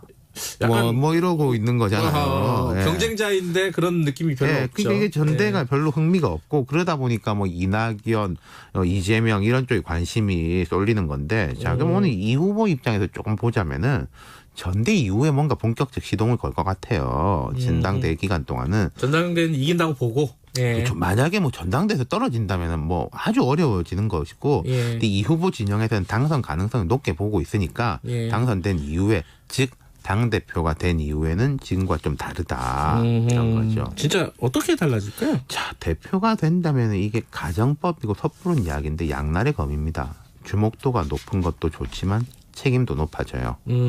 우리가 그제도 지금 국회 상황 이야기했지만 여당의 속도전 뭐 이런 게 나오지 않습니까? 근데 여당으로서의 책임감하고 입법부 다수당으로서의 책임감 사이 괴리감 같은 게 있다는 거예요. 있죠. 근데 이해찬 대표는 나 이제 정치 그만할 사람. 좀 부담스러운 것도 내가 해놓고 가겠다라는 식의 이제 생각인 것 같은데 이낙연 후보는 다르잖아요. 당 대표 되면은. 그렇죠. 당 대표도 어떻게 보면 징검다리인데 조기숙 전 홍보수석이나 조금 전에 이제 주호영 원내대표 이야기했지만 주진영 열린민주당 최고위원 같은 범여권 인사로 꼽히는 사람들도 현재 정부 여당에 대해서 좀 비판적 목소리를 높이고 있다. 네. 그리고 야당에서 기대하는 것도 이낙연이 오면 이해찬 때하고는 좀 다를 거다. 그 사람은 이렇게는 못할 거다라고 하는데 그럼 이낙연 민주당 대표가 됐을 때 좀 방향 전환을 할 것이냐 아니면 지금 같은 분위기에 가속을 붙일 것이냐 그게 어떤 건 선택을 해야 돼요. 근데 좀 선택하기 쉽지 않을 거다. 방향 전환한다면은 지지층한테 이제 네. 좀 따끔거릴 것이고 가속을 붙인다면은 중도층. 알겠습니다. 네. 윤태곤의 눈이었습니다. 고맙습니다. 감사합니다. 주진우 라이브. 주진우 라이브. 주진우 라이브. 주진우 라이브. 라이브가 좀 이상한데? 그러니까 많이 이상해. 다 이상. 매일 오후 5시 5분 주진우 라이브. 내일은 좀 더 나아질 거예요. 확실해요.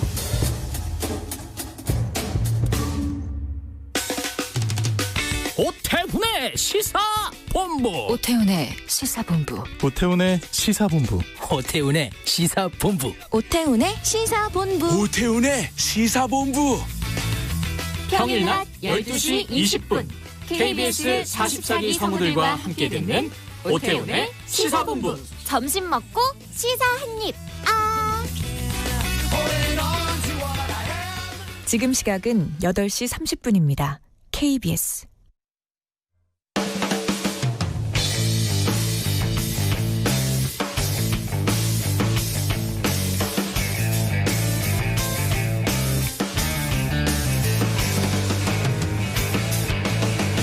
김경래의 최강 시사.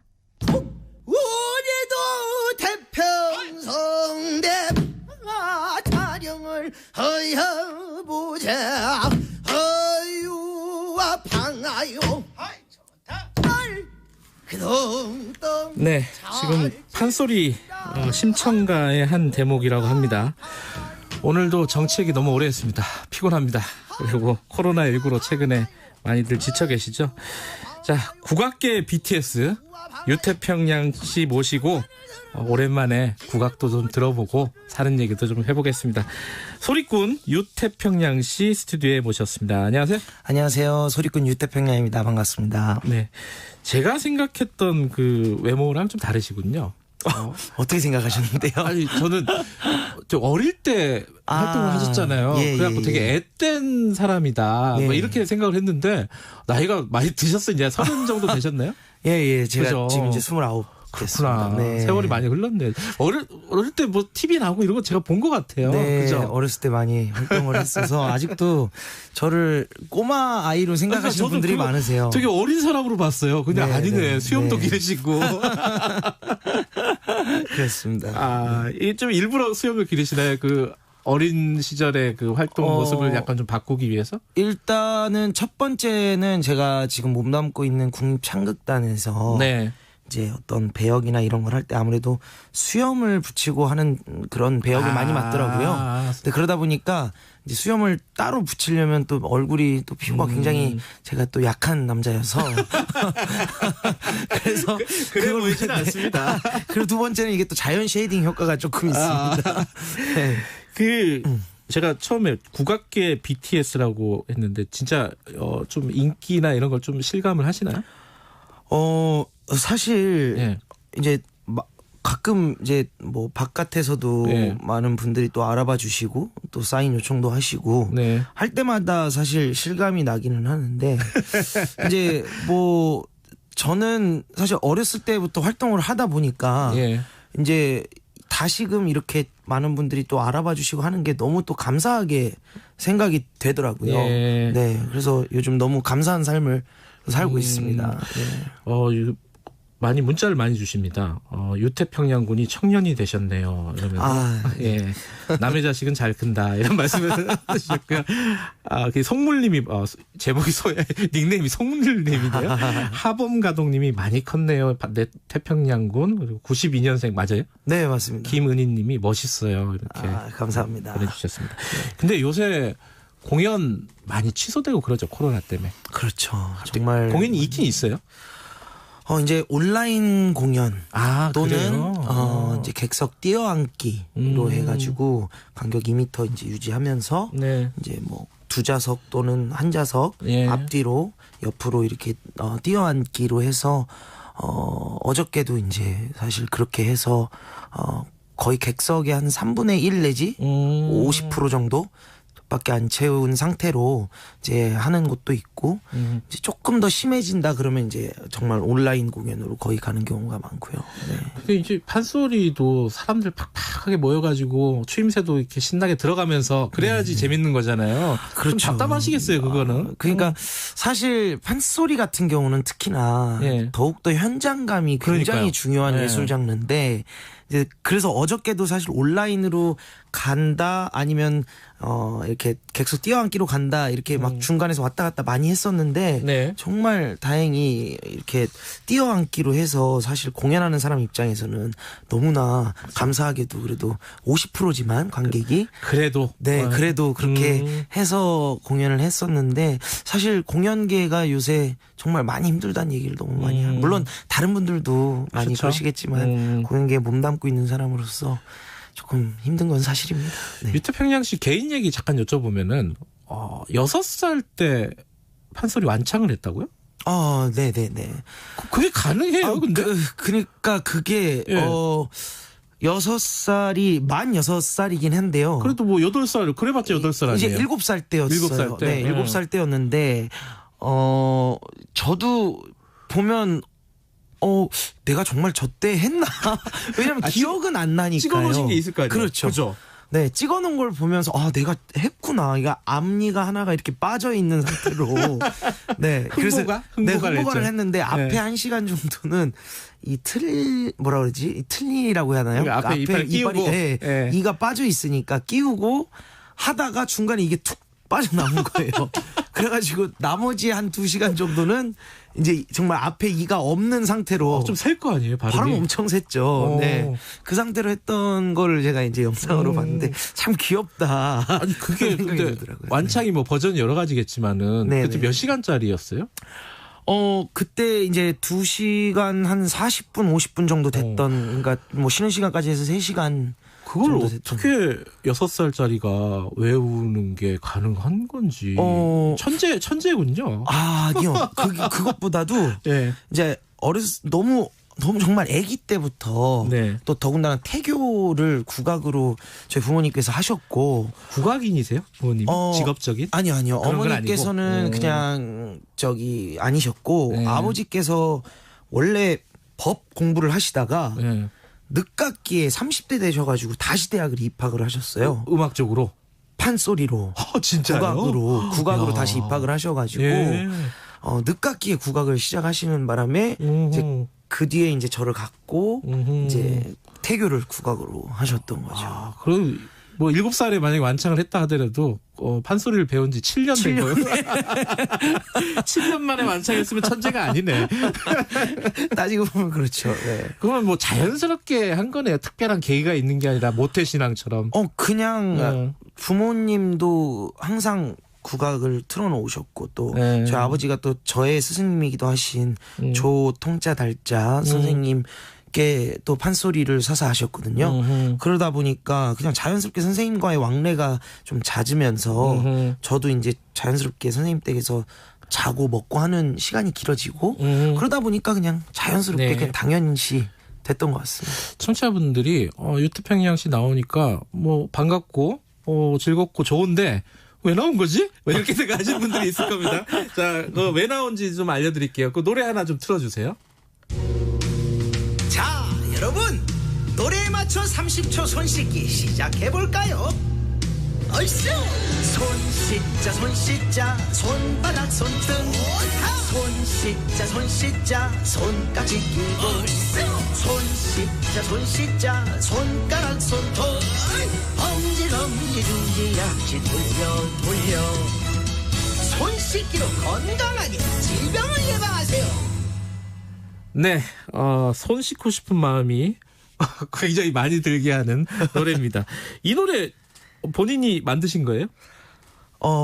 네, 이제 제가 작창이라고 해서 이제 선율, 그러니까 주 멜로디를 제가 이제 만들고, 이제 강학선 작곡가께서 이제 이 음악을 입히셔가지고 이렇게 만들었습니다. 근데 왜 만드신 거예요? 손 씻자고? 코로나 때문인 건 알겠는데 뭐 계기가 있습니까?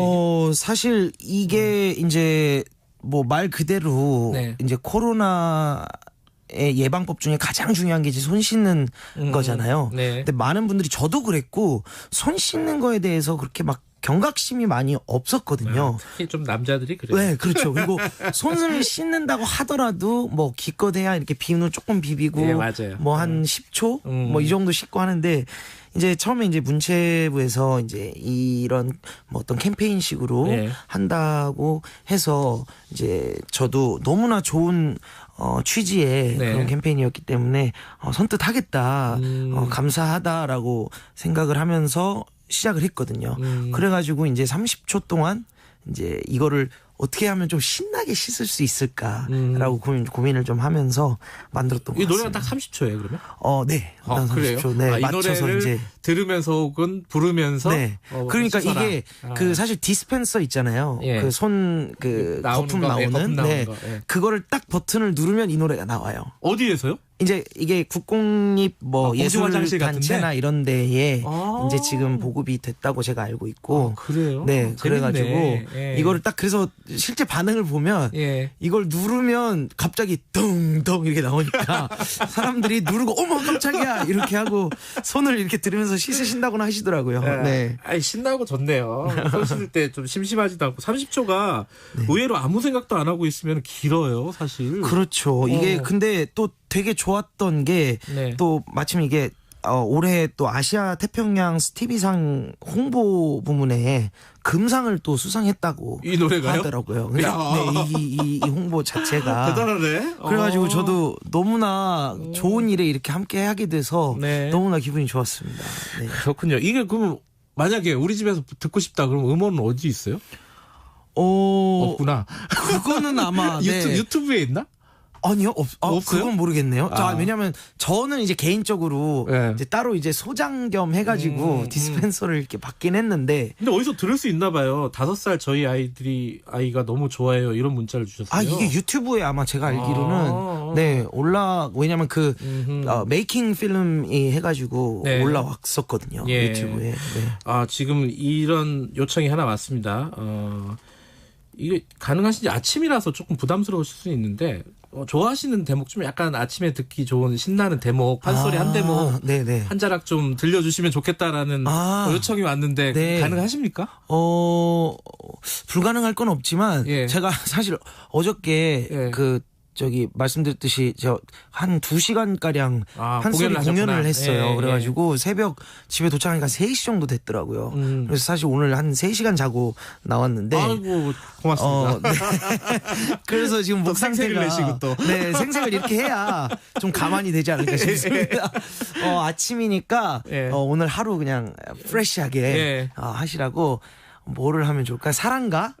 네, 간단하게. 춘향가에. 네, 사랑가.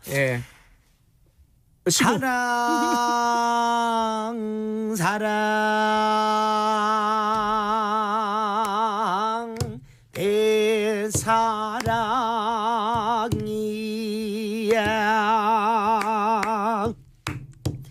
이리 오너라 헛고 놀자 잘한다.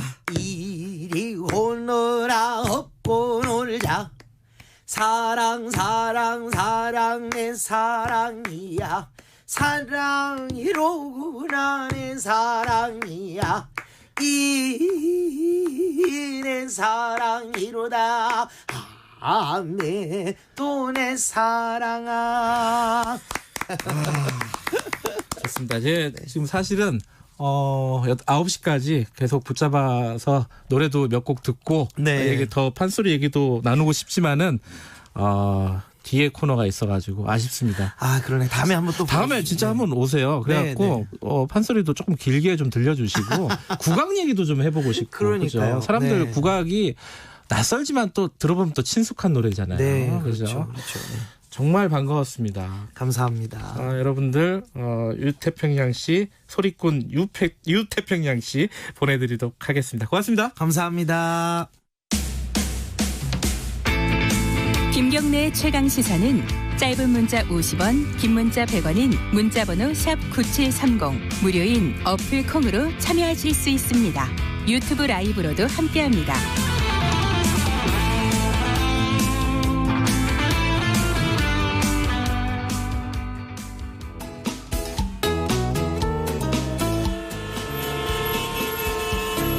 GPS가 연결되었습니다. 김경래 최강 시사. 여의도 신호등. 네, 한 주간에 화제가 됐던 정가 인물을 집중 탐구해보는 시간입니다.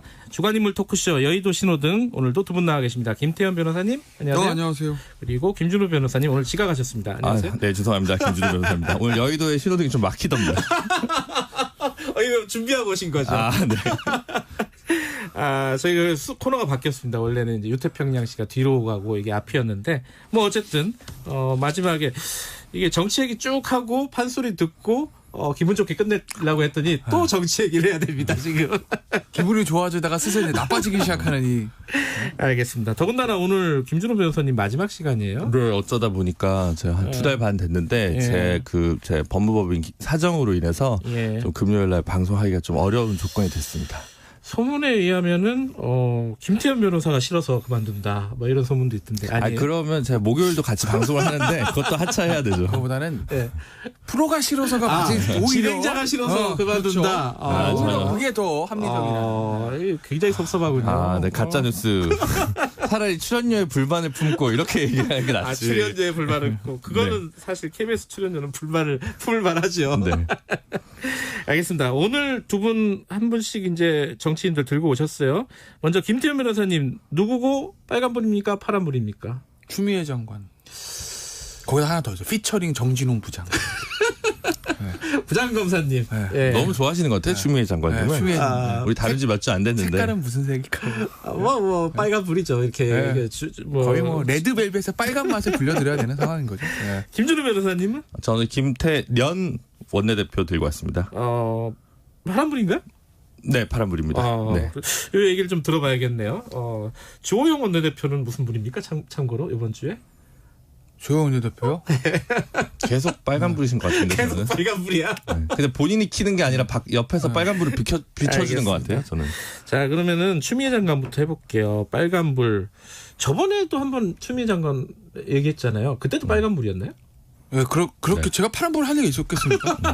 그러니까 레드벨벳의 빨간 맛을 제가 들려드리고 싶다고 하잖아요. 그러니까 그러니까 제가 오늘 이제 시간 없고 우리가 이제 심야 토론이 아니니까 10분 남았습니다. 10분. 심야 토론이 아니니까 추미애 장관이 추진하고 있는 검찰 개혁의 방향 옳다 그러다 얘기는 안 할게요. 그럼 이제 옳다고 전제를 하고 제가 대전제를 깔고 말씀드리는 거예요. 재밌네요. 왜 그러냐면. 뭐 검찰이 해야 됩니다라고 이제 그 명제도 대전제, 그다음에 지금은 그 방향이 맞다고 대전제를 깔고 말씀드리면 방식을 꼭 그렇게 해야 돼요. 너무 거칠다는 거죠. 거칠다. 이게 과연 추미애 장관이 하고 싶은 청와대가 하고 싶은 민주당이 하고 싶은 검찰 개혁 추진에 도움이 되느냐? 플러스가 되냐? 저는 플러스가 전혀 안 된다. 왜? 생각해 보세요. 대통령은 인사권을 가지고 있어요. 어쨌든 인사권 가지고 있습니다. 여당은 180석을 가지고 있어요. 그 얘기는 소리 소문 없이 조용조용 다 처리하려도 처리할 수 있다라는 거죠. 근데 추미애 장관이 처리하는 방식은 너무 거칩니다. 본인은 하루에 한 번씩 언론의 스포트라이트를 받으니까 그걸 즐길 수도 있으나 가정입니다.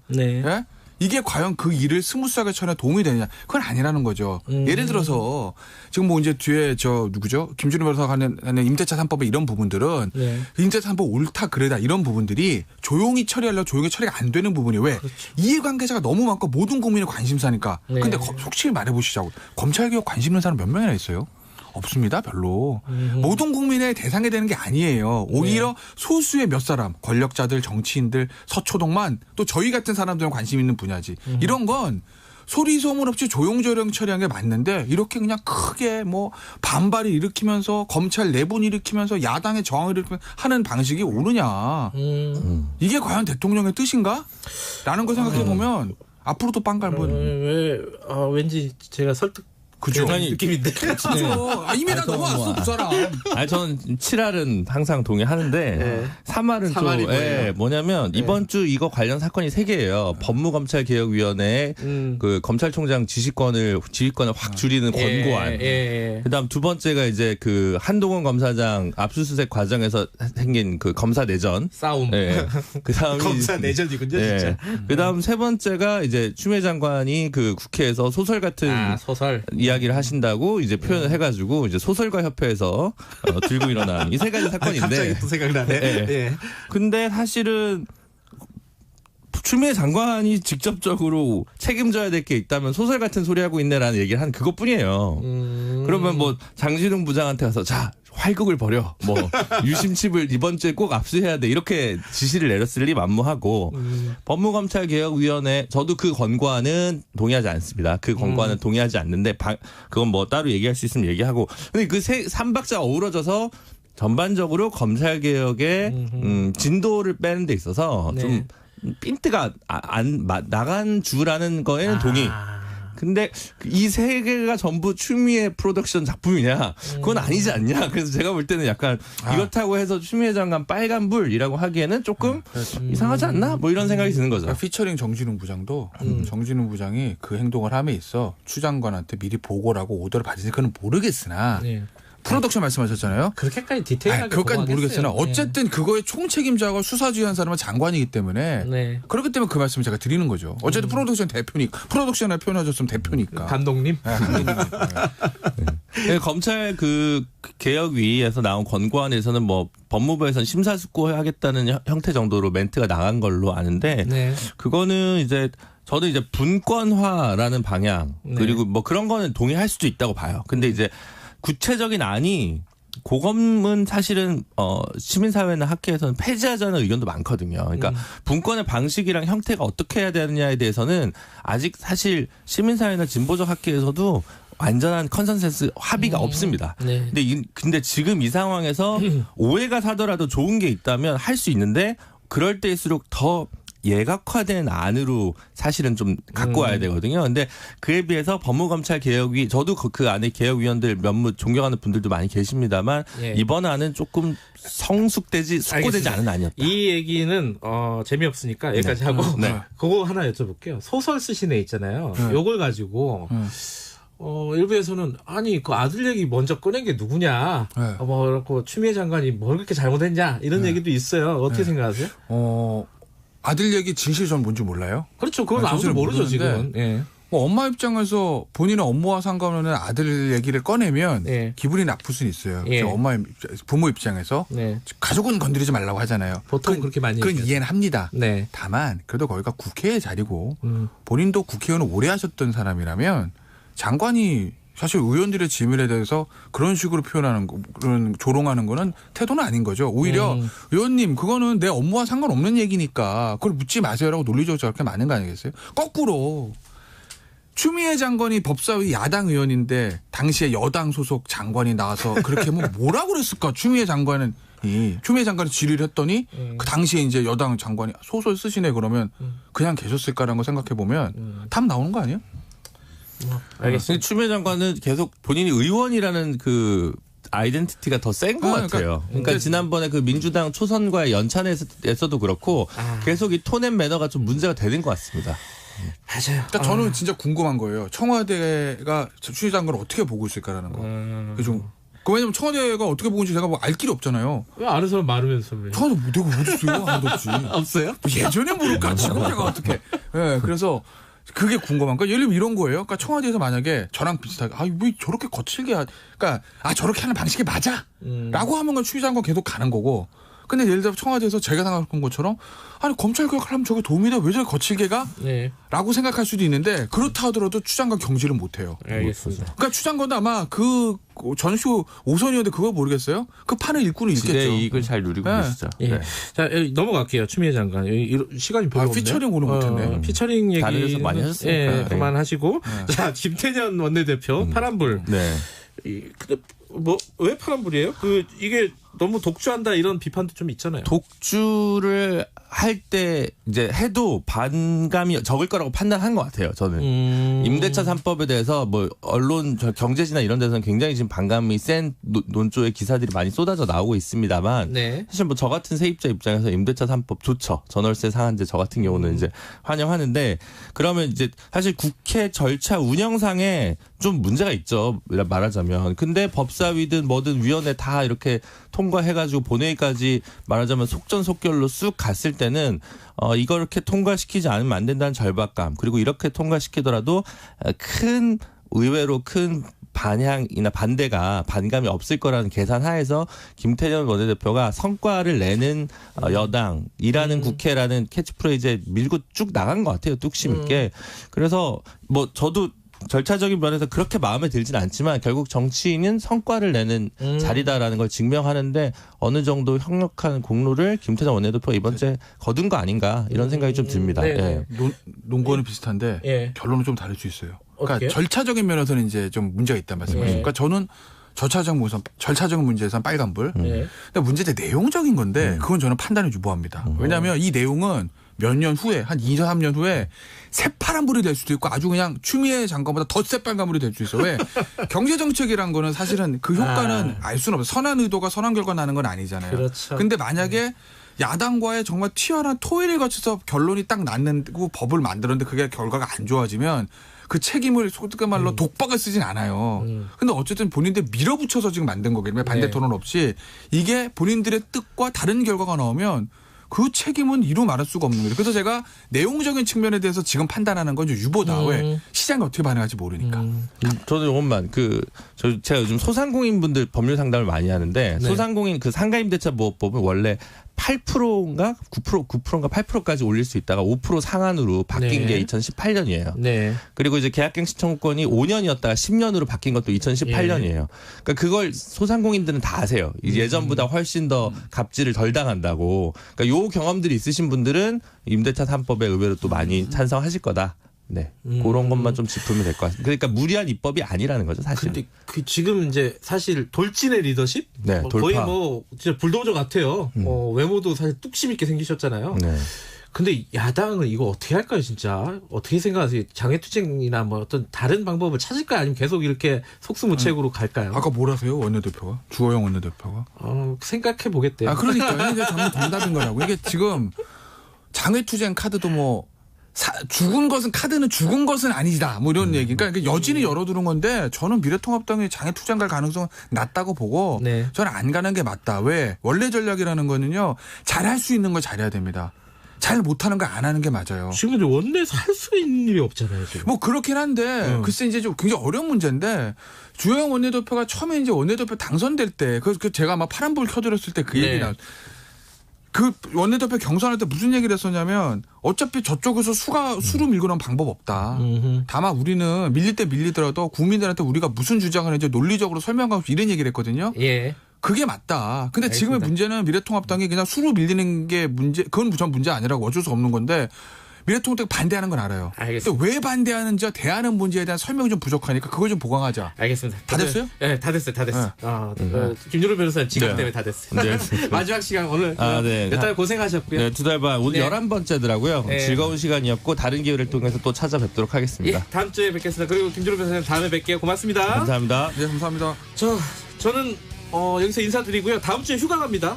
최강 어벤져스 게스트들과 함께 하실 겁니다. 7시 20분. 지금은